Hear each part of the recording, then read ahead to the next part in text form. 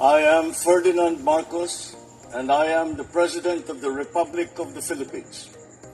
I stand today on behalf of 110 million Filipinos. Hi everyone, hello universe, it's me again. Nakikita nyo yan? Wow! Ito talaga si Pangulong Marcos Jr. guys, no? Walang katigil-tigil talaga. Magtatrabaho, iikot sa buong Pilipinas. Sa totoo lang mga kababayan ha, nagkakaroon po ng lines sa noon ni Pangulong Marcos Jr. Nung wrinkles niya. Ha? Dahil ano guys, pumayat siya eh. Oo, pero tuloy-tuloy pa din yung kanyang work. Bakit? Nasaan ba nagpuntang kahapon ng Pangulo? Ayan o, sabi dito visit to Century Pacific Food Incorporation, Calamba Distribution Center, DZ, Calamba City, Laguna, March 20, 2026. Kahapon, wow! Nako! Wow, galing Panoorin natin guys shout out sa mga Marcos Lilies and supporters, Filipino and OFW. Panoorin natin guys. Simple lang naman, andito tayo upang tignan ang ating ang supply ng pagkain at ang presyuhan ng pagkain. Dahil lahat ng ahensya ng pamahalaan, siyempre nilalapitan natin ang mga partner natin na food suppliers para sa pang-araw-araw ng taong bayan. At kami naman, nakita naman ninyo, isa lamang ito, 10% pa lang ito sa kanilang stock. Ibig sabihin, hindi lamang ang Century, kundi ang iba't ibang mga food processors at saka retailers ay maayos naman ang stock natin. At bukod pa ron, ay sila naman ay pumapayag na to keep the prices na hindi muna basta hindi tataas ang presyo hanggat kaya nila. Kaya siguro mga isang buwan, yung iba baka 2 buwan, hindi magagalaw yung presyo. Kahit na dumating na tayo, ay patuloy naman natin tinitignan ng supply. Ang supply ay hindi kailangan mag-alala ang taong bayan. Ang food supply natin ay sapat kahit na pangmatagalan.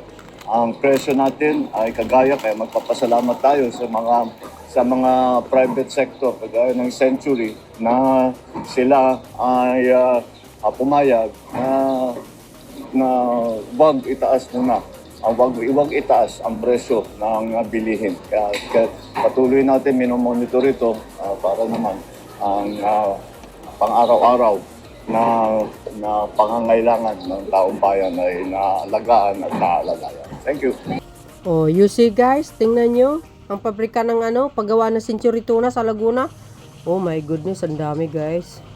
Tingnan nyo ang bait ng Pangulo, di ba? Pinuntahan niya para sabihin sa pinaka-management wag nyo itaas yung presyo nyo.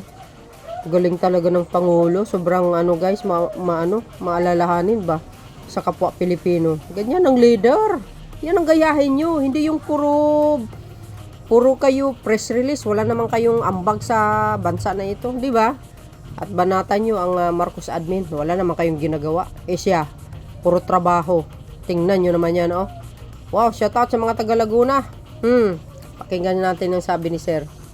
One ng aming operations team is we source our product from multiple sources. Kung hinahanap namin kung saan pinakamura na makukuha namin yung operations namin, we try to make it as efficient as possible. Nagbe-belt tightening din kami as a company to be able to maintain our prices. Ang Century Pacific po ay nasa likod niyo po sa pagsigurado na merong sapat na produkto, sufficient stock or an inventory of yung mga canned food na kailangan natin. Tuloy-tuloy po ang production namin and we will endeavor to keep our prices affordable.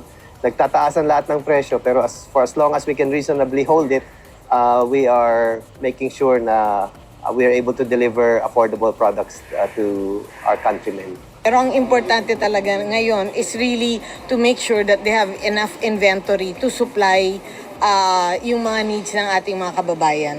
Ang direktiba is to constantly communicate with the manufacturers and the different industries to make sure that may enough supply tayo ng pagkain para sa taong bayan. Nakatutok po kami dito sa mga groceries and supermarkets to make sure that there is no price increase for basic necessities and prime commodities. You see guys? Wow!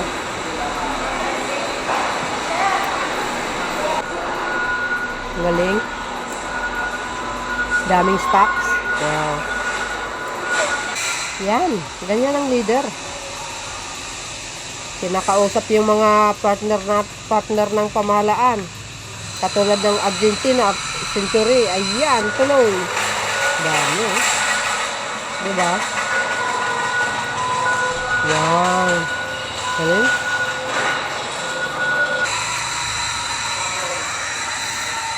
Yan ang Pangulo. You see guys, to the rescue.